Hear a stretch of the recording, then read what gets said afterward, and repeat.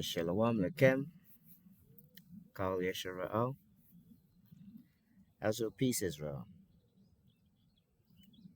Welcome back to another video.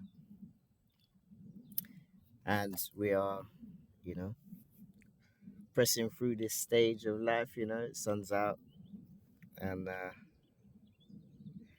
our B is making it known through certain events that have occurred on this earth, certain someone has hit the grave, and, you know, the brothers and sisters, they're striving, they're trying to get themselves right, observing these particular times that we're supposed to be, you know, gathered together. It says gathered together, O nation undesired, right?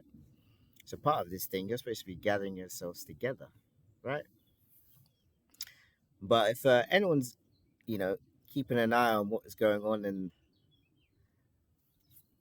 the airwaves, you can see that certain things are occurring. And I did say that as the brothers start to get back in the swing of things with the higher holy days, these are the times where the Father will start making judgments on those that have had their hand in our captivity, you see. And as we can see, certain events have been occurring, you see, certain someone that calls himself Father, right? It says in the scripture that no one should call himself Father except for you should call the only one you should call the Father is the one that's in heaven, right? Anyway, we're back with another one. We're dealing with how do you get on Yah's time? And last video, we're looking at, some of the things that the Father has left in the scriptures to give us a geographical roadmap and how to get ourselves back onto Yah's time. Because when you get back on Yah's time, you're technically being invited into his board meetings. You see? So it's important that if you are someone that strives after the Father's heart, that you get yourself into his board meetings, right? So without further ado, let's get straight into it. So we left off with understanding that the moons enables us to understand the days with the month. The suns obviously tells us what time the day ends, sort of thing. And then also the months were established with the new moon, and there's 12 months, 12 tribes of Israel, and so forth, right?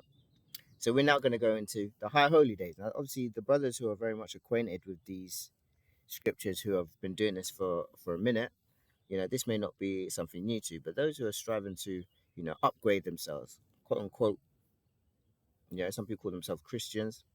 I don't really want to paint a picture and say that every Christian is a particular way, because I don't think that's right. There's brothers that call themselves the children of Israel who are not necessarily uh, representing the nation as one could. But at the end of the day, they're still our brother and sister. Same as someone who's a Christian or who calls himself a Christian. I can't say that every Christian is the same. You see what I'm saying? So one has to be careful when you start throwing out these terms. I have no issue with pretty much anyone. Like the Bible, if one understands the Bible in its full totality, it's not exclusive; it's inclusive. It means that there is a position for everyone. The Father made it in such a way that there was a way for everyone. You see what I'm saying? It's just that certain people may be in higher positions only because of certain contracts that were set up with them. That's the only difference. But there is still a way for that person who has never known. You see what I'm saying? But when you deal with other religions and things like this, you'll find that a lot of those other religions, they're exclusive, meaning that only a particular kind of person is able to achieve a particular position of authority or understanding. You see what I'm saying? I'm not going to name any names, but majority of the others, if you're not ethnically born in those places, you will always be shunned upon and never really be able to gain the understanding as you would have thought at the beginning. Okay, but let's get into it. So we're going to pick up in the book of Leviticus. We're dealing with the topic how to get on Yah's time, right? And these are some of the things that we need to do in order to get on Yah's time. Okay? And I'm going to pick up in the book of Leviticus chapter 23, verses 1. And it reads on this wise. And it says, and Yahweh spoke to Moshe, saying, speak to the children of Yashara'al, or Israel, and say to them, the appointed times of Yahweh, which you are to proclaim as Quadash, or set apart gatherings. My appointed times are these, right? So he's now about to explain his appointed times, his board meetings, right? The topic here is the Sabbath or the Shabbat. It says 6 days work is done, but the seventh day is the Shabbat of rest. A Quadash or Kadash gathering, set apart gathering. You do no work. It is a Shabbat to Yahweh in all your dwellings. Let's just stop there. So this specific instruction is saying that there are 6 days that you are supposed to do work, but the seventh day is a Kadash or Quadash, a set apart gathering where you're not supposed to do any work. This isn't an instruction, and this is the Shabbat, or let's just say, this is the Shabbat, the rest or to cease. As the Shabbat means in Hebrew, it means to cease, to stop. To Yahweh. That's what it says, right? So this is not the children of Israel's Shabbat. This is Yahweh's Shabbat. So if you are someone that believes in the God of Abraham, Isaac, and Jacob, right, who is the creator of the heavens and earth, this Shabbat is his Shabbat. As you know, in the book of Genesis, or Barashayat, or Bereshit, talks about that he created the heavens and the earth in 7 days, or 6 days, let's be specific. And we know that in the scriptures it talks about a day unto the Father is like 1,000 years, and 1,000 years is unto a day. So we know that he created the heavens and earth in what? In 6,000 years. And in the 7,000 years, that's the time where he ceased, he stopped. And that's what we call the Shabbat. So the same thing that was ordained in heaven is also on earth. So why is it that he is observing the Shabbat? He created in 6 days, and he rested or ceased on the seventh day, yet we don't want to do so. And we claim that we are what? We're striving after the Father's heart, right? We're trying to be Christians, right? Follow the Messiah, right? Yet the Messiah observed the Shabbat. Why don't you observe the Shabbat? Huh? Let's continue. We're going to go to Leviticus chapter 23. We're still in the same chapter, verse 4, right? We're dealing with Pesach, right? And it says, these are the appointed times of Yahweh, not the children of Israel. It says, these are the appointed times of Yahweh. Quadash gatherings, set apart gatherings, which you are to proclaim at their appointed times. In the first month, on the 14th day of the month, between the evenings, is Pesach. To who? To Yahweh, right? Not the children of Israel. And it says, and on the 15th day of this month is the festival of Matzawath, right? To Yahweh. 7 days you eat unleavened bread. And on the first day you have a Quadash gathering, a set apart gathering, and you do no servile work. And you shall bring an offering made by fire to Yahweh for 7 days. On the 7th day is a Quadash gathering, and you do no servile work. Stop there. So now we're dealing with Pesach, right? And in the previous video, we looked and we, dissected how we can figure out when the beginning of the year is, right? And we know that in the book of Exodus, chapter 12, verse 2, it talks about the fact that Pesach was actually in the 14th day of the first month. So when you know it's the beginning of the first month of the year, as I showed you, or the scriptures really showed you, Enoch showed you how to establish the year, then we can see that on the 14th day after that new moon, that's Pesach at evening. Not the beginning of that day, but the end of the day at evening, right? At twilight, to be specific, right? And that's what we are just reading here in verse 4 to verse what?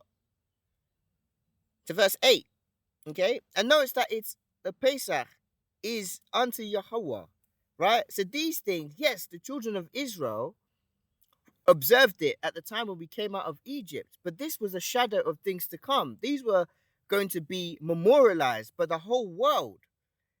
Because what? The rest of the nations are being what? Grafted in, right? What are they being grafted into? It talks about the natural branch and then the wild olive, right? If they're being grafted in, obviously they're going to be doing similar things to the natural branch, right? What happened in Egypt? A mixed multitude came out. It wasn't just the children of Israel that came out of Egypt. There was others that attached themselves to the children of Israel. You see? A mixed multitude. Let's continue. Okay? Now,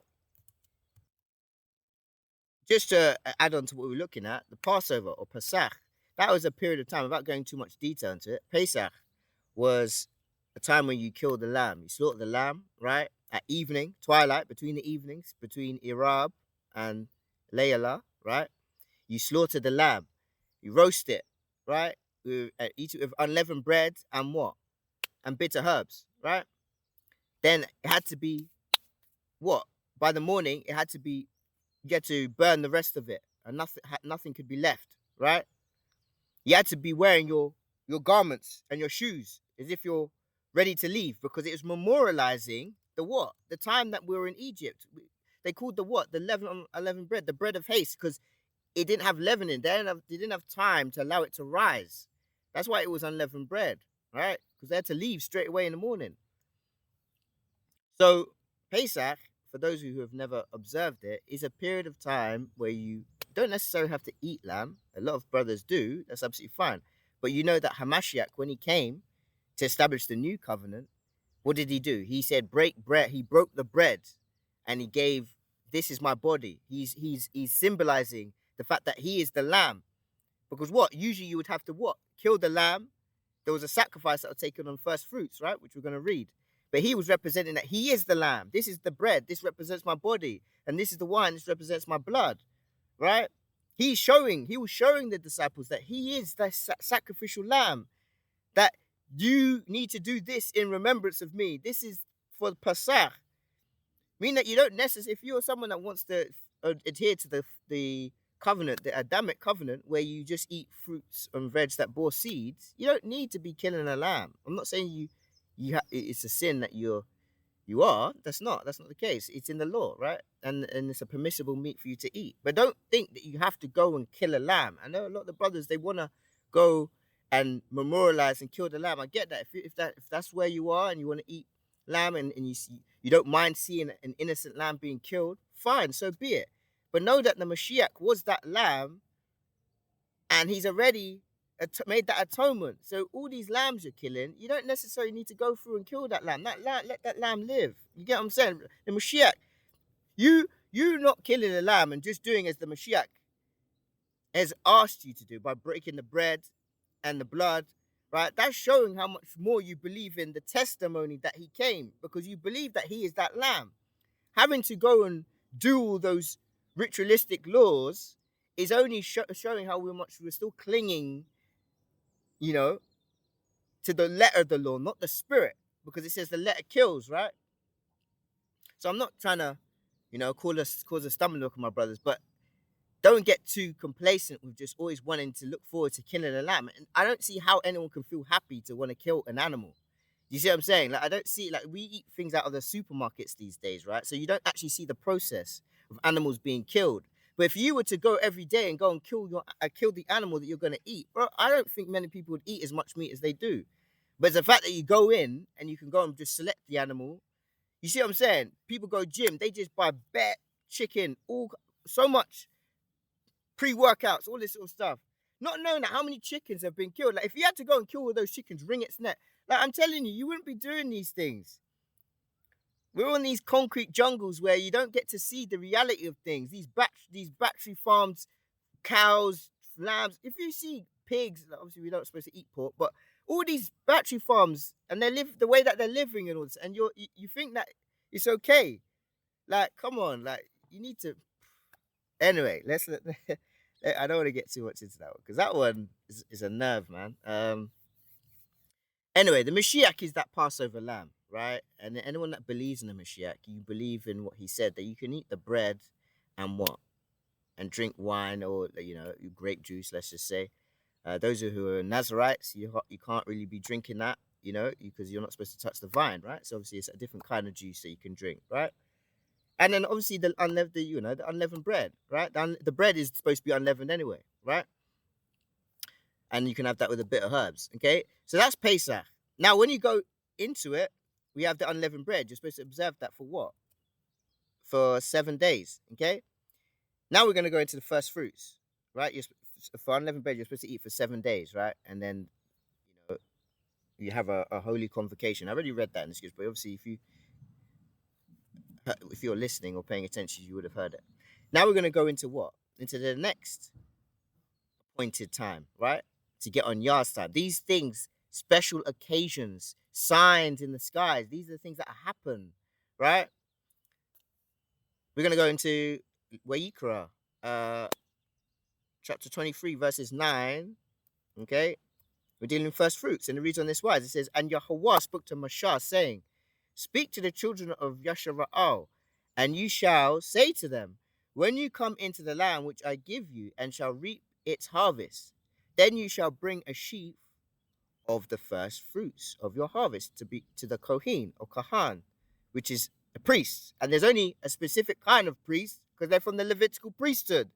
That's typically what we would have classed as the children of Israel as a priest, right? And there was only one high priest at that time, okay? And it says, and he said, and he shall wave the sheaf before Yahweh for your acceptance. On the morrow, or the tomorrow, after the Shabbat, the Kohen or Kahan waves it. On that day, when you wave the sheaf, you shall prepare a male lamb, a year old, a perfect one, as a burnt offering unto Yahweh, right? Now, just before, I'll explain afterwards. And its grain offering, 2/10 of an ephah of fine flour, mixed with oil, an offering made by fire to Yahweh, a sweet fragrance, and its drink offering, 1/4 of a hin of wine. And you do not eat bread or roasted grain or fresh grain until the same day that you have brought an offering unto Elohim or Elohim, a law forever throughout your generations in all your dwellings, right? So there's quite a bit to unpack here, right? So I'm going to kind of go back because we just dealt with the first fruit. So one thing we need to understand about the first fruits, which a lot of people may not really even follow, is that last scripture, that last verse, right? It talks about you're not supposed to eat any bread, roasted grain, or fresh grain, right? When the first year starts, you are not allowed to be eating bread, right? Until the feast of first fruits. This is something that it says what? In all your dwellings. Doesn't matter if you're in America, UK, Nigeria, Uganda, Israel, Scotland, like wherever you are, right? Australia, you're not supposed to, when you understand the first day of the year, from that day until the 16th day of that year, you're not supposed to eat bread. And the bread that they're talking about is lacham, which is basically bread that actually has yeast in. So don't get it twisted with the unleavened bread. The unleavened bread is actually not classed as bread. It's called matzah, which is it's got no yeast in it. Yeah, so they're different kinds. It actually talk about lacham, which means bread, right? Which has yeast in it, right? But it mentions that you're not supposed to eat bread or lacham or roasted grain. So like anything that's roasted on the fire, granules, and fresh grain, meaning that if you plucked it off the fields, you're not allowed to eat that, right, from the fields, okay? You're not supposed to eat that until the 16th day, right? And I know a lot of brothers and sisters probably, they don't maybe adhere to that, but that's something that you're supposed to do. It says in all your dwellings. So when you understand, which is the beginning of years, you're not supposed to eat until you hit Pesach. Then that's the first time you've actually touched a bit of your what? Crops. It's because you're eating unleavened bread. You're going to just grind, right, the grain, mix it with water, right? You're not even going to let it rise. You're just going to bake it as it is, right? Or roll it out and then you just put it in a pan and whatnot. Make chapati, and the Asians would call it, but in ours it's matzah, unleavened bread, right? That's it. That's the first time you've touched any of your crops. 2 days after that, after the 14th, will be the 16th, first fruit. We've already gone to the 14th was Pesach. 15th is Feast of Unleavened Bread. From the evening of Pesach on the 14th to the 15th, right, you're now starting unleavened bread, right? When it gets to the evening of the 15th, going into the 16th, that's when you now able to eat what? Bread. But you can't actually eat lacham because you're still in the period of Feast of Unleavened Bread, right? So all you technically can eat is matzah, which is unleavened bread, and roasted corn, right? The granules and fresh ears. You can now eat. So you can see that there's a system that's in place. You can't just all of a sudden start getting crops at the beginning of the year and start consuming it. You've got to provide your first fruits. You're not allowed to touch any of your crops until we get to Pesach where you eat unleavened bread. Then you can what? You can actually what? Start indulging in some of it. And even your first fruits, that's when you actually you wave the Omar, right? Your first fruits of your harvest. Let's go back a little bit. Now obviously there's some there's offerings and things like this that are taking place here, but obviously we know that when the Mashiach died, the veil was torn, where the Ark of the Covenant would be hidden, that was torn, which represents the termination of the Levitical priesthood, right? So the high priest is Hamashiach, who's coming in the order of Melchizedek, right? So when any of your offerings, they don't need to be going to no Levitical priest or to no church per se, unless the Father puts on his spirit to do so.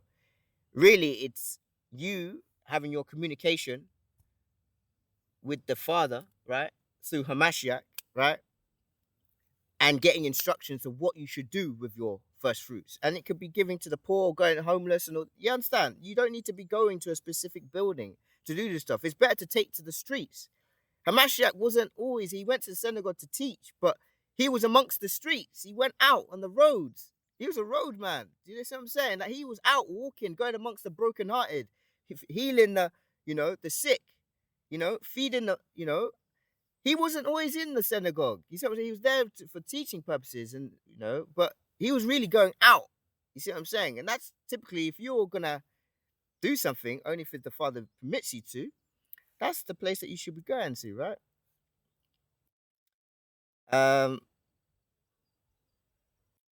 All right, that's it. Yeah, that's cool. So we've now done. So we've done Pesach. It's at 14th day, right? At twilight, at the end of the 14th day, at evening. Then that evening goes into the 15th day when it's Layla, when the stars are out. That's now you're going into the 15th day. That's the first day of unleavened bread. When it goes into the next day, right, at evening, you'll be going into first fruits. This represents the 3 days and 3 nights that Hamashiach was in the what? The belly of the earth, because he is the first fruits. If you read in the book, in the letters of Corinthians, it talks about the Mashiach is our first fruits, which is actually, pointing us back to the Pesach, unleavened bread, and Feast of First Fruits, that he rose, in 3 days, like Jonah was in the belly of the fish for 3 days and 3 nights, so was Hamashiach in the belly of the earth for 3 days and 3 nights, delivering the what? Those that were bound in Sheol. He conquered death, came to deliver Adam out of the grave, and everyone else that died, that was in what? Abraham's bosom. Yeah, but that's for another day. Those are my other videos. If you want to go, just have a little look. All right, we're going to go into the next appointed time, or let's say Yah's time, right? Because these are the times that the Father is going to invite you to his board meeting, so you gain insight of what's going to happen next, right? Gives you peace in your life. You don't need to be worried about what's going on the earth. You see, everyone else is just, going wild and, falling away from the faith, as it mentions, right? All right, we're in Wayikra, chapter 23, verses 23. And it reads on this wise. It says, and from the morrow, after the Shabbat, from the day that you brought the sheaf of the wave offering, you shall count yourselves 7 complete Shabbatons, right? Or Shabbathoas, right? 7 times 7, 49 days, right? From the day after the Shabbat. Now, just to interject here, doing calculations, I've been doing this for plenty I've done it enough times, right? If you count from what you call it, the Shabbat, the high Shabbat, which would have been the unleavened bread, the day of the 15th day, count 49 days, 7 complete Sabbaths with Shabbat. It doesn't actually account to being a day after the Shabbat when it comes to the 50th day, which you're going to read. The Shabbat that they're referring to here, right, is actually the weekly Shabbat, right? It's the only way that this thing actually makes sense, you see? So what they're referring to here is where it says, until tomorrow after the 7th Shabbat, you count 50 days. Then you shall bring in a new grain offering. Now that day, the 50th day, which we call class as a Jubilee or Yarobal, right? That is what we class as Feast of Weeks or Feast of Shavuot, right? Okay, so, right. Okay, now we're going to verse 17. It says, bring from your dwellings for a wave offering 2 of the bread of 2/10 parts of fine flour. They are baked with leaven, first fruits to Yahweh. Now, another interesting thing is that the time that we're in Pesach, or let's just say the beginning of the year, the kind of crops that we would have had at the time would have been barley. Barley is the first crop or grain that would show forth in the land. So that's actually what we would have made the unleavened bread with. But when we get to Feast of Weeks or Feast of Shavuot, right? That time, wheat would have come into the equation. So actually now, what the offering that we would have given would have been of wheat. You see what I'm saying? So there's you need to understand that the Father's Yah's time is incorporated with the cycles of the earth, how crops, you know, are produced, which it directly connects into the culture of being a Hebrew. Do you understand? Like, when you understand that getting on Yah's time is actually getting you back to your actual ethnicity, your nationality. Because we as the children, we have an identity crisis. Everyone on this earth doesn't know who they are. We think we're Nigerian, we think we're Ghanaian, we think we're Colombian, we think we're Venezuelan. But these names are modern. What happened 500 years, before the 500 years ago, before the slave trade? What are these places called? What were we doing? What languages did we speak? Because we didn't speak Spanish and English and all this sort of stuff. What languages did we speak? Right? These are the things that we need to think about. We need to actually take a conscious effort to actually take time to go into our own history. Let's not just start with slavery. Like, most people just want to deal with slavery, and that's it. That's the kind of the hatred we tend to have for ourselves, is because that's where we think we came from, or that's where everything or life begins for us. But that's a facade, my friends. You need to go back, way back, and the Bible actually gives you the ability to go back further enough to understand that you're supposed to be a royal priesthood. Yeah, you're supposed to be a blessing, as the Father said unto Abraham, to the rest of the nations, right? And you're only going to know that unless you get back on Yah's time. So it says, bring from your dwellings, this is verse 17, bring from your dwellings from the wave offering 2 of the bread of 2/10 parts of fine flour. They are baked with leaven, first fruits to Yahweh. And besides the bread, you shall bring 7 lambs.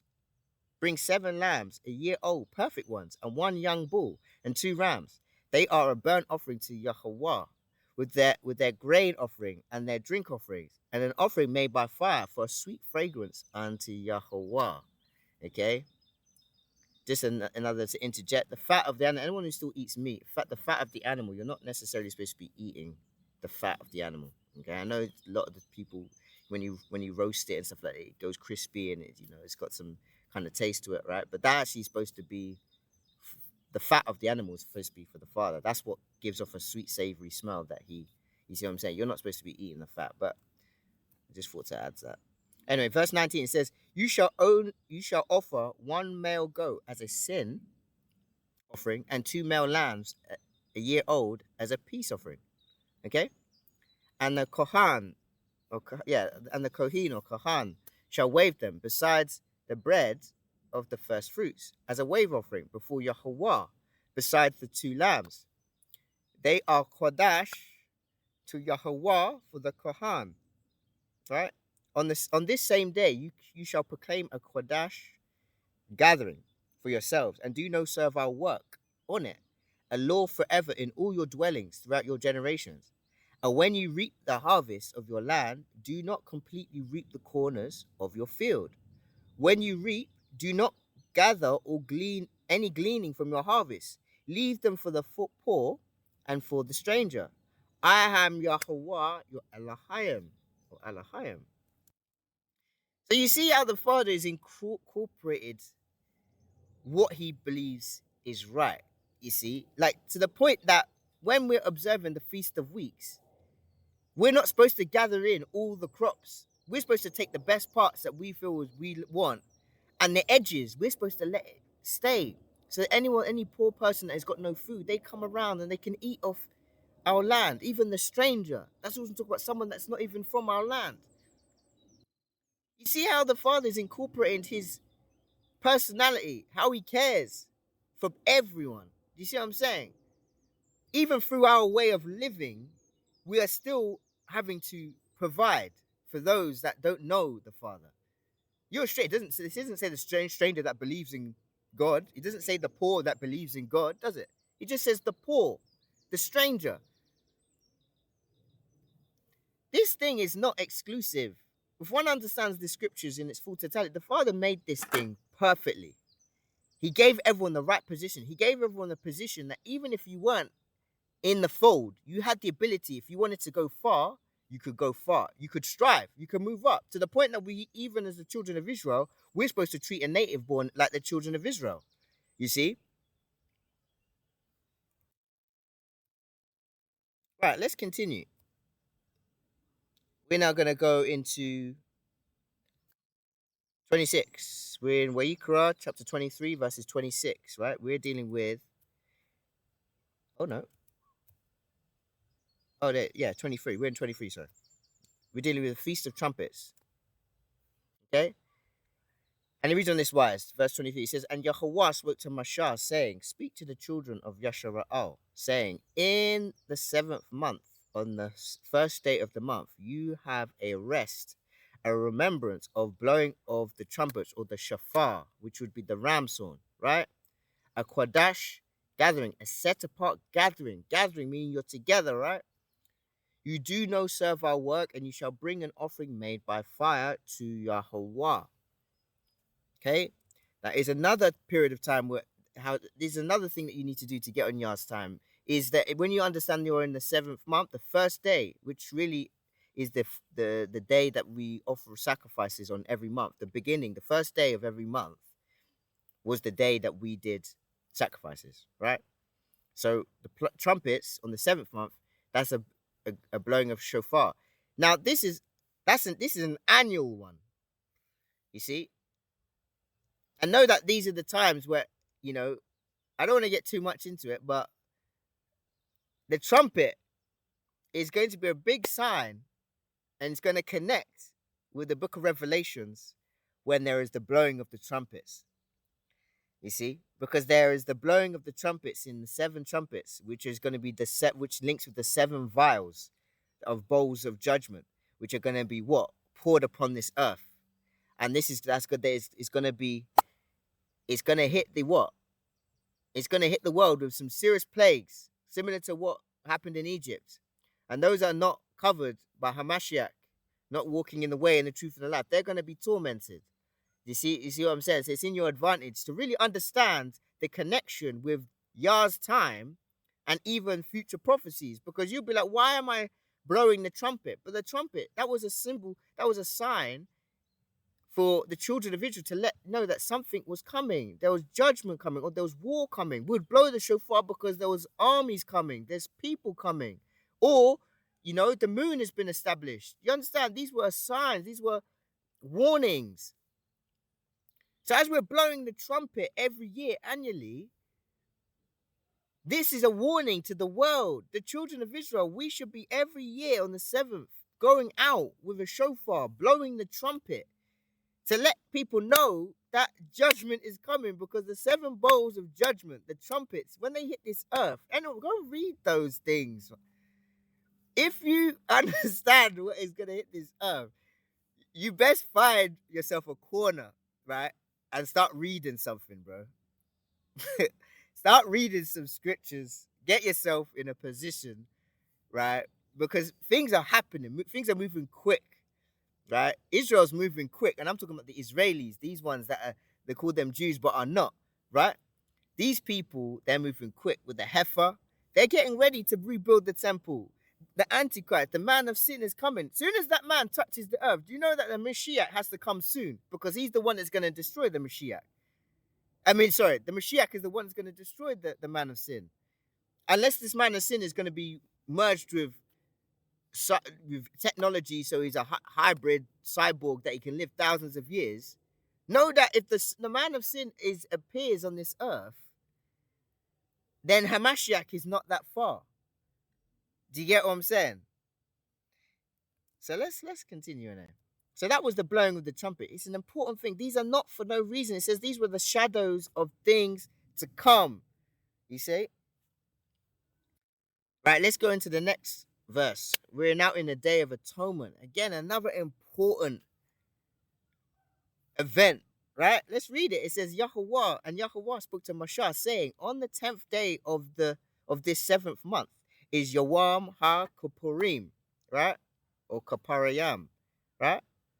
It shall be a Chodesh gathering for you, and you shall afflict your beings, and you shall bring an offering made by fire to Yahweh, and you do no work on that same day, for it is Yawam Kaparayam or Kapurim, to make atonement for you before Yahweh your Elohim. For any being who is not afflicted on that same day, he shall be cut off from his people.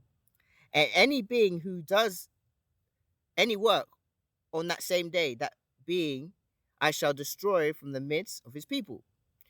You do no work or law forever throughout all your generations and in your dwelling. So this goes to all those brothers and even elders that talk about that you're not supposed to be observing these things unless you're in the land.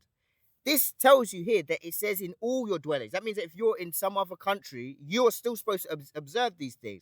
So I don't see why, there's certain people that are trying to tell people that you're not supposed to be doing it in the lands of captivity. Now, that don't make no sense. If you're taking away from the law. It says, do not add or take away, right? Or you'll be taken away from what? Your portion will be taken away from the kingdom, right? So let's not, give heed to doctrines of devils, right? Or demons. All right, verse 32, it says, it is a Shabbat of rest to you, and you shall afflict your beings on the 9th day of the month at evening. From evening to evening, you shall observe the Shabbat. So this shows you, this is even giving you an evidence that what we see in the book of Genesis, whether it was the evening and the morning was the first day, this is telling you this is how a day is prescribed. A day starts from the evening. When you start seeing the stars, that is now, you've gone into a new day. Why do you think it does the 12 o'clock? Starts at night time and we go into the next day, because that's when the day starts. The day starts with night first, Layla, right, where the stars are out. Then that's one aspect of the day, of a 24-hour day. Then we've got the actual day where the sun is out. That's another aspect, right? This is in the scriptures that we claim to know, but we need to make sure that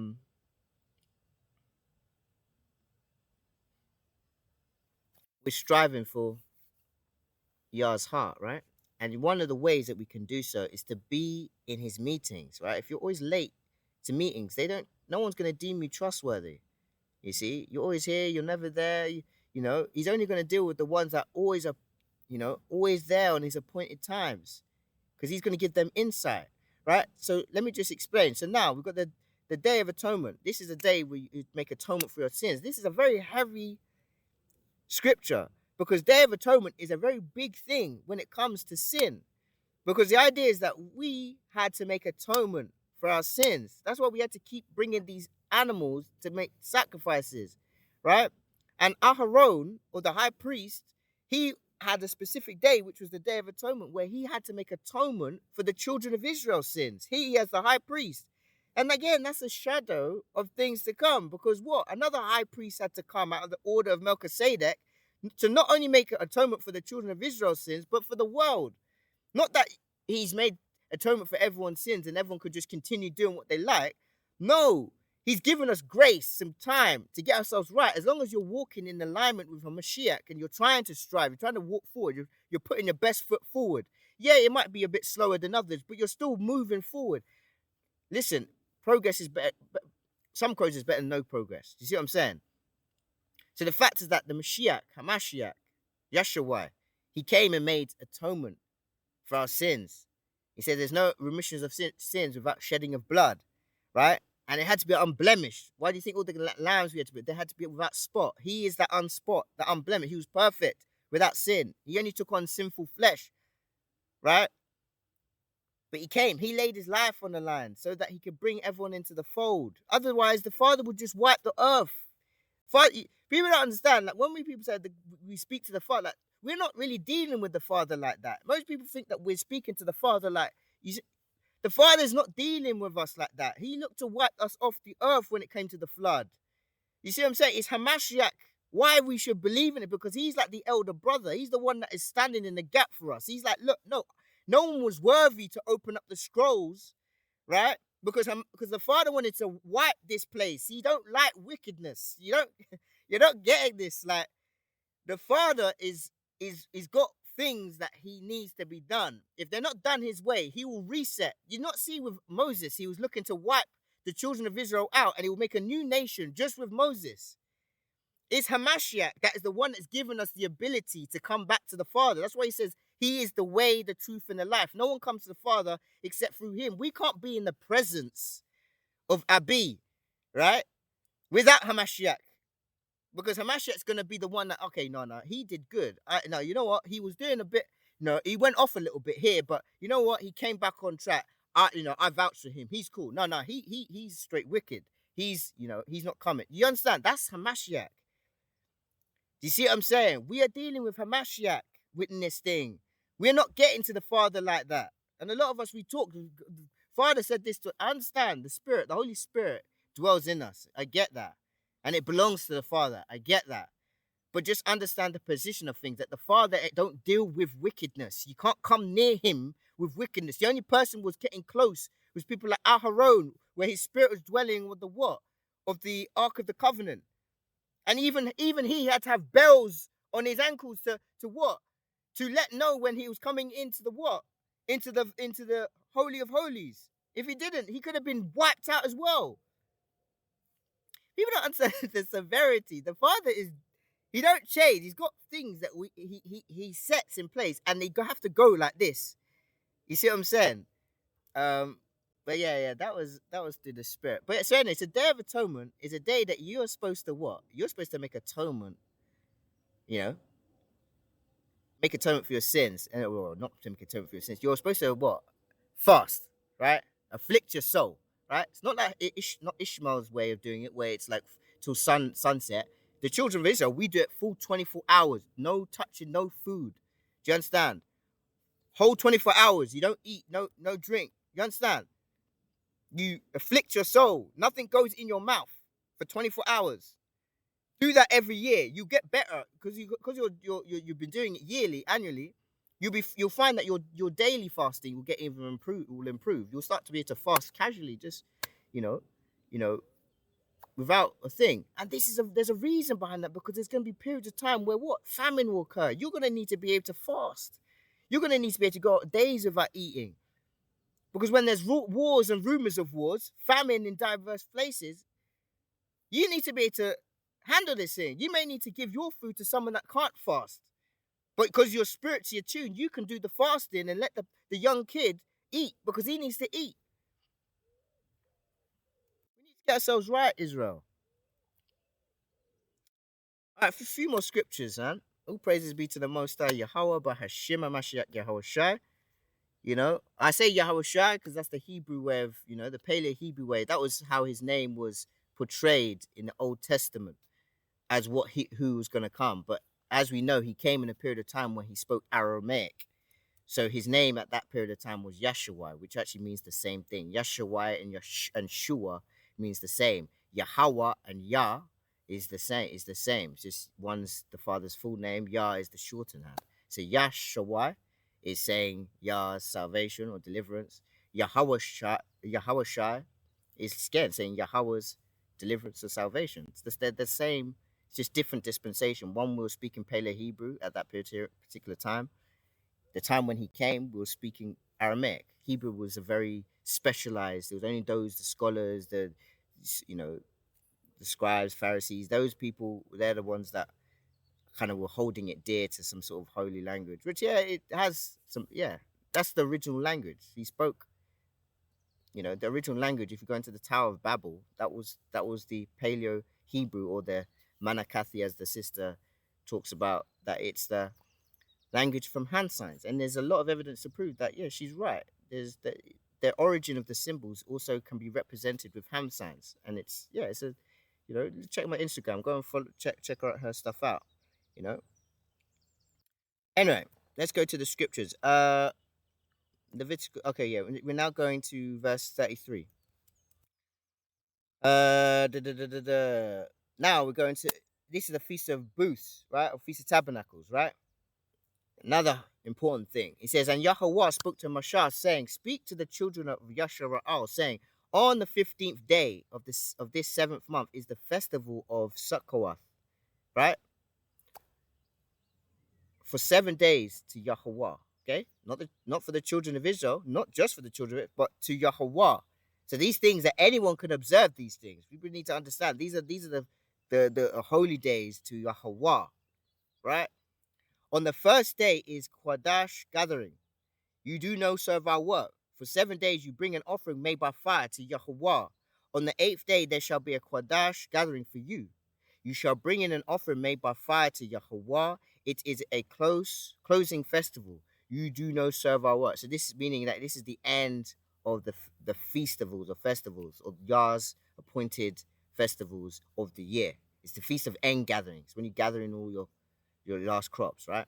It says, these are the appointed times of Yahweh, which you proclaim as Chodesh gatherings, to bring an offering made by fire to Yahweh, a burnt offering and a grain offering, a slaughtering and drink offerings as commanded by every day. Besides the Shabbathoth of Yahweh, besides your gifts, and besides all your vows, and besides all your voluntary offerings which you give to Yahweh. On the 15th day of the seventh month, when you gather in the fruit of the land, celebrate the festivals of Yahweh for 7 days. On the first day is a rest, and the 8th day is of rest. And you shall take for yourselves on the first day the first fruit, the fruit of good trees, branches of palm trees, twigs of leafy trees, and willows of the streams, and shall rejoice before Yahweh your Elohim for 7 days. And you shall celebrate it as the festival of Yahweh for 7 days in the year, a law forever in your generations. Celebrate it in the 7th month. Dwell in booths for 7 days. Booths meaning tents, right? All who are native to Yashara'al dwell in booths, so that your generations know that I made the children of Yashara'al dwell in booths when I brought them out of the land of Mitzrayim, which is Egypt. And I, Yahweh, your Elohim, and I am Yahweh, your Elohim. Thus did Moshe speak of the appointed times of Yahweh to the children of Yashara'al. Okay? So, this is the Feast of Tabernacles, or Sukkot, right? Right? This is the time where we're dwelling in booths or tents, okay?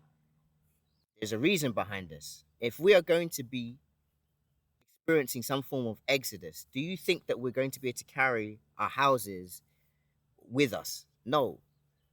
Wherever we go, we are a nomadic people. We are people that moved regularly. Abraham is an example. He was asked to pass over, Pasak, over the Euphrates River, right? Pass over, right? To the land that was promised to him. Constantly in that land, he was traveling, moving around. We are a nomadic people. We have crops, we can grow things, we have cattle as well, but we move. We are not always in one place. So it's in your advantage to get yourself set up in life that you can be very mobile. I would advise anyone that really how I'm moving, trying to move to is, get yourself a camper van, even or these RVs or whatnot, so that you can move on the go, right? Because if you're really about the Father's business, it says that the word, the gospel needs to be taught, preached to all the four corners of the earth. Then the end will come. So if you're about the Father's business, yeah, take the internet and do it through the internet. But also, you need to be out and about. You need to be able to move, right? I'd advise anyone that is going to go up into Israel and start making aliyah and returning, maybe you should try to get yourself a little camper van or RV or something like that you can just be mobile around the land, because it talks about that you will be persecuted, but it says that you should flee to the next city. And then any city that it says that you will not complete all the cities of Israel until Hamashiach comes. Our advantage is to get ourselves right, get ourselves on Yah's time, which is going to enable us to deliver us out of the captivity. And captivity is not necessarily physical, it's financial, right? Emotional captivity, family, all this sort of stuff, right? Spiritual, that's obviously the big one, right? Spiritual captivity is like, that's a lot of us are spiritually captive because we can't even take ownership of who we are, even though the evidence is black and white.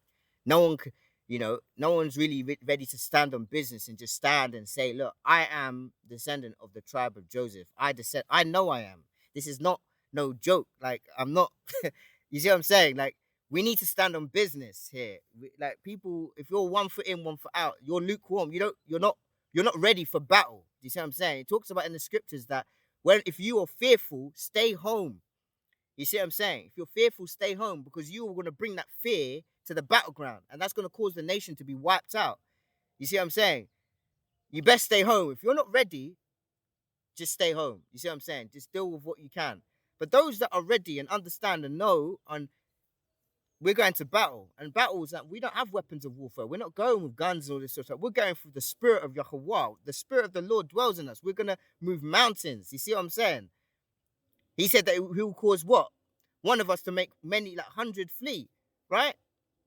Talks about in the book of Deuteronomy. I'm paraphrasing, right? But it's important that, if you're in this, you're all in. You're not 1 foot in, 1 foot out, right? So, Feast of Tabernacles, yeah, it requires you to dwell in booths. And, these are some of the things that, if anyone knows, in Israel, there are different campsites. There are free campsites all over Israel, right? So you can actually, and that's no coincidence. There's actually places that you can go and you can camp there free. You get what I'm saying? So, Mount Zion has already been established. The elder, Hoshua Amariel, already showed enough evidence to prove that the Mount Zion has been established. These people that are in the land, they are not even recognizing the error that they're bowing to some Roman wall that was built very recently, right? Claiming that is, that is where Mount Zion is, and they've depicted Mount Zion as different to the city of David, but the scriptures tell you that the city of David and Mount Zion are the same place, right? The scriptures bear witness to the real Mount Zion, right? I've got it on my Instagram. It shows you the old map of Jerusalem, how it identically matches where the real Mount Zion is. And if you are the descendant from the children of Israel, it's in your advantage to flock to Mount Zion, because it says that in the book of Psalms, I think, it says that there is deliverance in Mount Zion. It says that there's going to be a remnant, and the law is going to come out of Zion. Zion is a place. There's going to be a period of time where the children of Israel, they're going to be encamped around Mount Zion. They are going to be the remnant. People from afar are going to be flocked, saying, come, let's go up to Zion, because we hear that God is with you.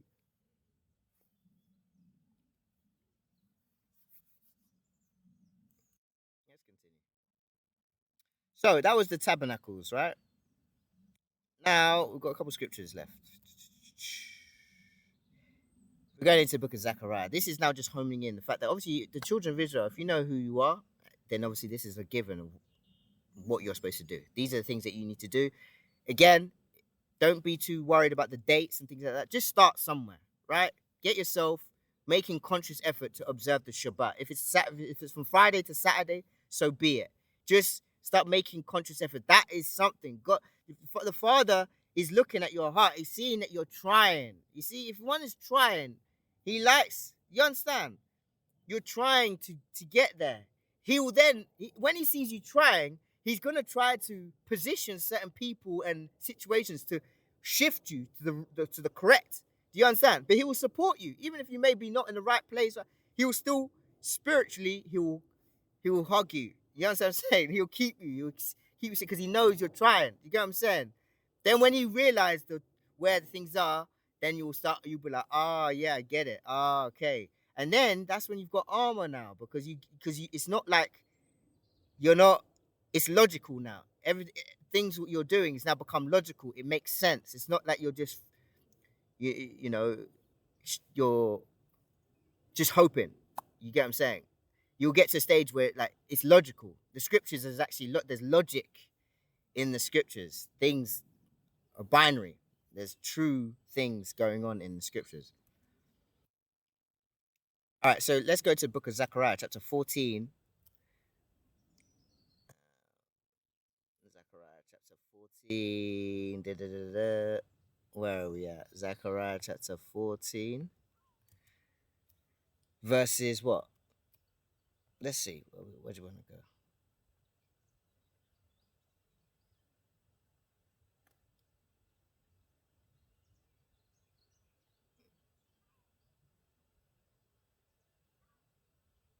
All right, I'm not going to read all this. This is the topics dealing with the coming day of the Lord, right? Okay, but I'm not going to read all of it. The main point is verse 16, and it reads, and it says, "And it shall come, and it shall be that all who are left from all the Gentiles." Now, Gentiles in the Hebrew is they say it goyim. I think it's goyam, right, in the more ancient vernacular. But yeah, goyim, let's just say, or the Gentiles. These are just people outside the nation of Israel, right? The children of Israel, not Israelis. Okay. It says, "And it shall be that all who are left from all of the Gentiles." So something has taken place prior to this, right? I didn't want to read all of it. It talks about the day of the coming of the Lord, that people are going to be wiped out on this earth, right? And it's talking about the Gentiles here specifically. He says, "Those that are left from the Gentiles, which came up to Jerusalem, sorry, or Yarawashalam, that's it, shall go up from year to year to bow themselves to the sovereign Yahweh of Sabaoth or hosts to celebrate the feast of Sukkot." Okay?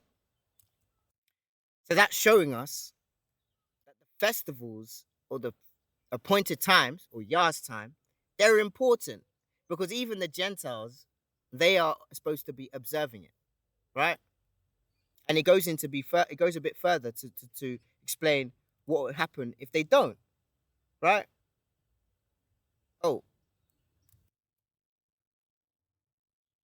yeah, it says, "And it shall be that if anyone of the clans of the earth does not come up to Jerusalem, right, Jerusalem, to bow himself to the sovereign Yahweh of Sabaoth or hosts, Lord of spirits, as it is called, on them there is to be no rain."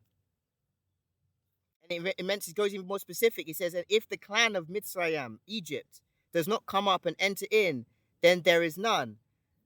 On them is the plague with which Yahweh plagues the Gentiles who do not come up to celebrate the feast of Sukkot. This is the punishment of Mitzrayim and the punishment of the Gentiles that do not come up to observe the feast of Sukkot." Okay, so even so, this is quite an interesting part because it's actually specifically making a distinction that Egyptians are not Gentiles. Gentiles, and I've already done this topic on this, that the Gentiles was actually a place. The Isles of the Gentiles was actually the northern region. You see, the north parts of the earth. That's what the Isles of the Gentiles. Actually, Japhet, the children of Japhet, were typically classed as the Gentiles. That's why Paul, when he spoke, or when his letters were to Gentiles, it was actually to the place where the Gentiles lived, which was the children of Japhet. But at that particular time, Esau had already, established himself. Anyone reads in the book of Yashar, you'll find that there's an individual called Zepho. Zepho became prominent in the land of Japhet. That's why you find Germany, Switzerland, all these places. That Esau is there. These are the children of Esau in those areas, that area there, right? You find Amalek sometimes in certain places, Italy and also so there's a mix. You understand? Canaanites, the Phoenicians, they were seafaring people. They've ended up in the UK, dominating this whole UK place. They're also in France. The Canaanites are all over Europe now with Esau. That's that. Them two are going hand in hand. They're the ones that are pushing this thing. But it says what until the what Amorites. Let me get that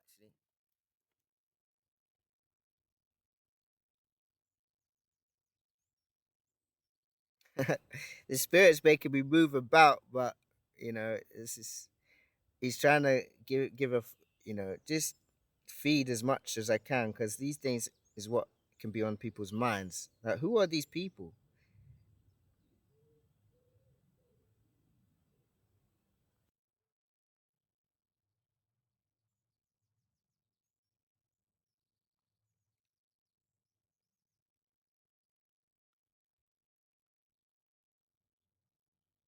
Yeah, it says in the book of Genesis, chapter 15, verse it says, in the fourth generations, he's talking about the children of Israel, your descendants will come back here. He's talking about in the land of Israel. For the sin of the Amorites has not yet reached its full measure. So you need to understand that the Amorites are at work here. Trump, he's a Canaanite. The royal family, they're Canaanites. You see, they're not Edomites. The Edomites you're gonna find in places like Petra, Mount Seir, which are low below Israel, right? You're also gonna find them in Germany, Switzerland. You know, you'll find them in France. You find them in UK. You find them in dispersed. But that Esau's prophecy was to be what? To dwell away from the fatness of the earth, right? Then you're also gonna find that uh but he was going to rule with the sword. So the only way that he was going to generate wealth is that if he conquered, if he took it by force, because he didn't get the blessing. Jacob got the blessing. Esau didn't get the blessing. All he was only going to be able to gain things through force, and that's what the Romans did. They took things by force. You see what I'm saying? So that's that trickle, and there's still Rome. This whole talking about Nebuchadnezzar and the statue, the Roman Empire, the feet and the iron feet or legs and the toes, they're still iron. That's Rome.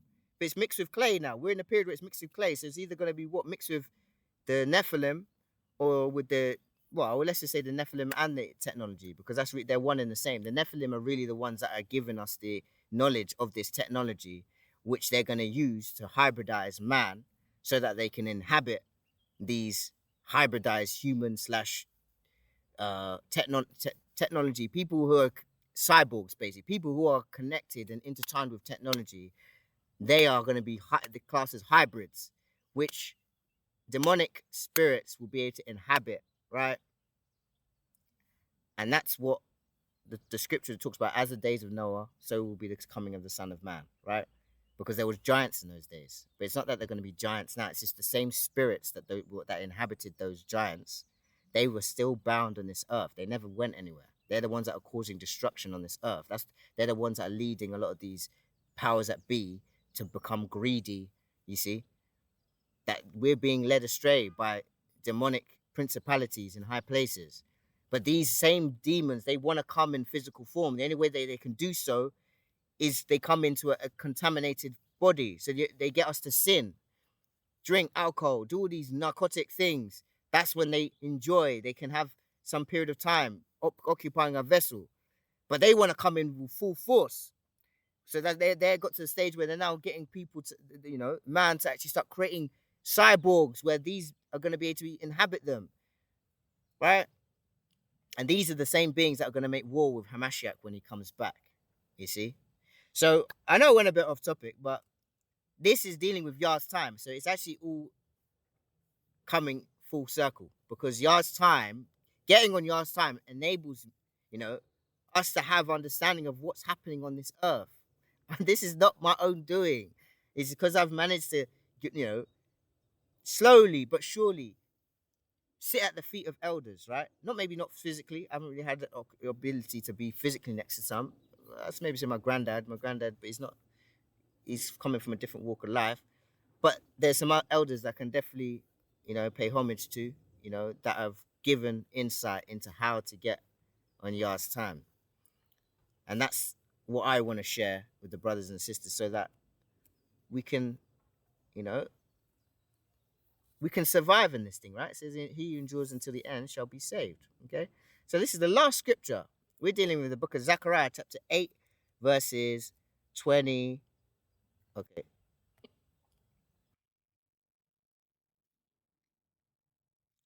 And it says, thus says Yahweh Sabaoth, or the Lord of hosts. In those days, 10 men from all languages of the nations, right, shall take hold.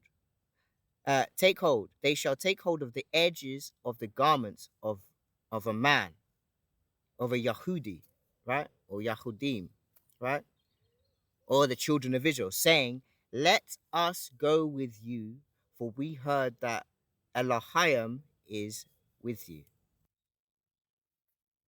Okay, so that's the last scripture of this particular excerpt, or let's just say segment. Is that the idea is that we need to get on Yah's time, right? Because we are supposed to be a blessing unto the rest of the nations, right? And as we just read in that last scriptures, is that it's not just for us.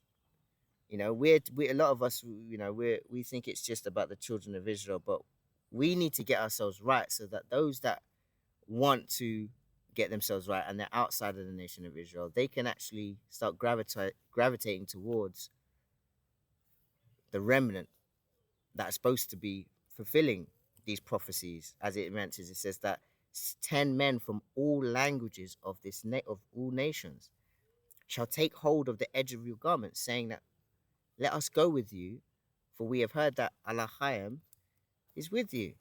That means God is with you, right? So Yah's time is important, right?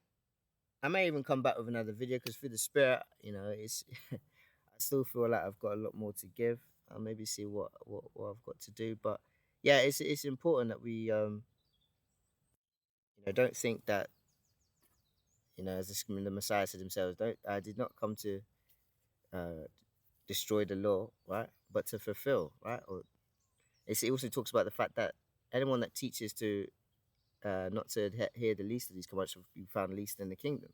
You see what I'm saying? So the law is important. The things that instructions, he says you're supposed to observe it through the spirit of the law, not the letter of the law, because the letter kills, right?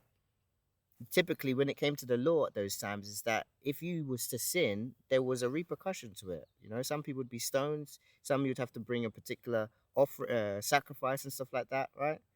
But now it's a different procedure. If you sin, yeah, you repent, you change, shawab, you turn around, right? And you move forward into trying to get yourself better. This is an uphill struggle. We fall down. We're all gonna fall down. But do you not get back up? That's the whole idea of this thing.